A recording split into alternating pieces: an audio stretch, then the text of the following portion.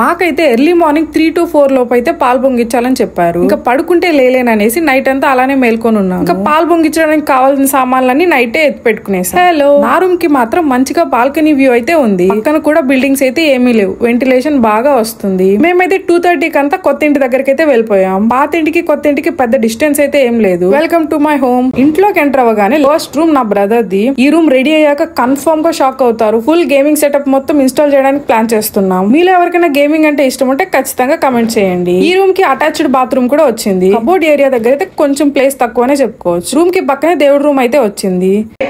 Mummy busy.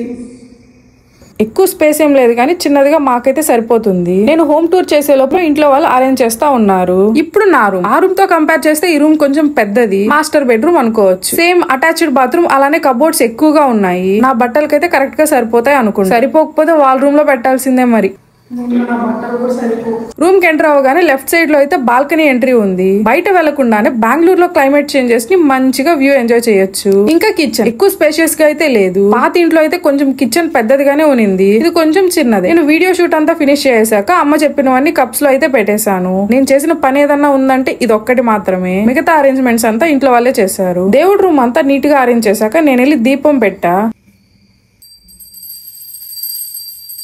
Around 3:30 ఆ లోపు అయితే పాలు పొంగిచ్చేసాము. ఇంకందరం తాగేసి పాత ఇంటికి అయితే వెళ్ళిపోయాం. ఇదనమాట ఓవరాల్ హోమ్ టూర్. ఇప్పుడైతే రూమ్ కొంచెం స్పేషియస్ గా ఉంది కానీ సామాన్లన్నీ సర్దేశాక ఎలా ఉంటుందేమో చూడాలి. రూమ్ కి వెళ్లే కొద్దిగా అరౌండ్ 4 అయితే అయ్యింది. ఇంకా మధ్యాహ్నం వరకు పడుకొని మధ్యాహ్నం నుంచి ఆఫీస్ కి అయితే వెళ్లాల్సి ఉంది. అసలు ఎందుకు హోమ్ షిఫ్ట్ అయ్యామో అప్కమింగ్ డేస్ లో అంతా వీడియోస్ లో అప్లోడ్ చేస్తాను. ఎంత మంది బెంగళూరు నుండి ఈ వీడియో చూస్తున్నారో కమెంట్ అయితే చేయండి. సరే అయితే.